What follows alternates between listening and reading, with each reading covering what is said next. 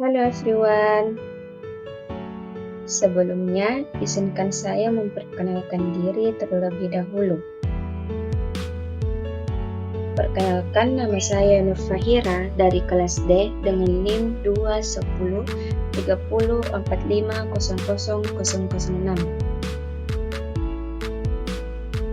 Kali ini saya akan menjelaskan materi dari analisis kebijakan kesehatan. Sebelum memulai ke pokok pembahasan, saya akan menjelaskan definisi-definisi dari analisis kebijakan kesehatan. Di sini saya akan menjelaskan satu persatu, yaitu apa itu analisis.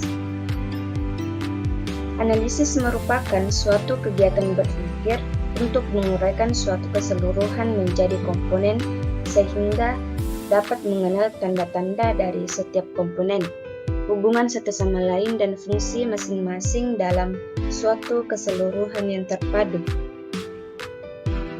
Dan apa itu kebijakan? Kebijakan adalah langkah tindakan yang secara sengaja dilakukan oleh seorang unsur atau sejumlah unsur berkenaan dengan adanya masalah atau persoalan yang dihadapi. Dan yang dimaksud dengan kesehatan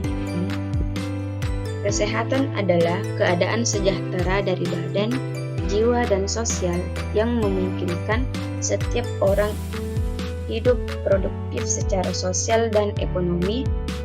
Ini menurut Undang-Undang Kesehatan Nomor 23 di tahun 1992.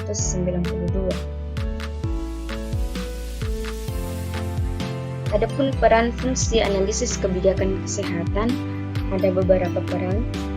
Yang pertama, dengan adanya analisis kebijakan kesehatan, ini mampu memberikan keputusan yang fokus pada masalah yang akan diselesaikan.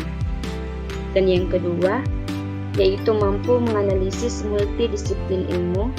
Dan yang ketiga, adanya analisis kesehatan, pemerintah mampu memberikan jenis tindakan kebijakan apakah yang tepat untuk menyelesaikan suatu masalah. Dan yang keempat, memberikan kepastian dengan memberikan kebijakan atau keputusan yang sesuai atau suatu masalah yang awalnya tidak pasti. Dan yang kelima, analisis kebijakan kesehatan menelaah faktor-faktor yang muncul akibat dari produk kebijakan yang telah diputuskan atau dirundingkan. Selanjutnya, karakteristik masalah kebijakan. Yang pertama, interdependensi, yaitu saling bergantung. Yang kedua, subjektif, yaitu dianalisa, dievaluasi atau diproses secara selektif. Yang ketiga, artifisial, yaitu muatan untuk sengaja mengacu prestasi, contohnya persaingan puskesmas. Yang keempat, dinamis, yaitu naik turun atau tidak menetap. Dan yang terakhir, tidak terduga, yaitu tidak disangka seperti adanya isu tidak sesuai dengan kenyataan yang ada. Selanjutnya, saya akan membahas tentang kebijakan strategi.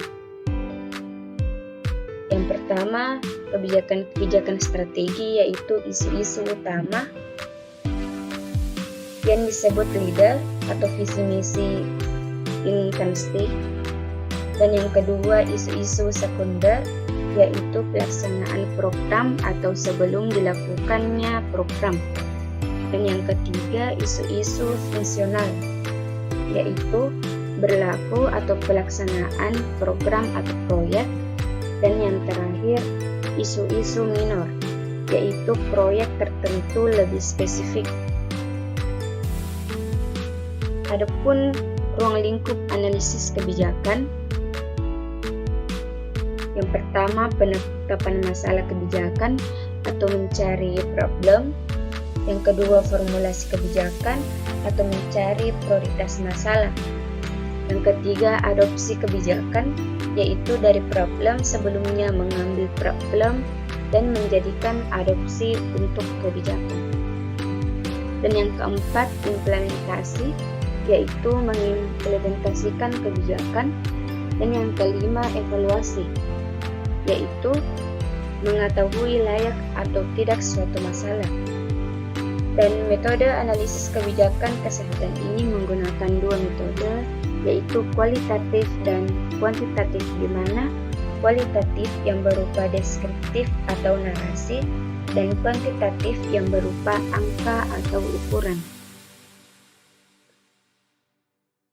Adapun materi terakhir dari ini yaitu komponen kebijakan, di mana berisi konten atau isi kebijakan, proses, konteks, dan aktor.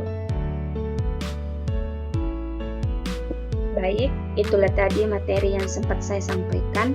Bila ada kekurangan mohon dimaafkan. Terima kasih telah menonton. Assalamualaikum warahmatullahi wabarakatuh.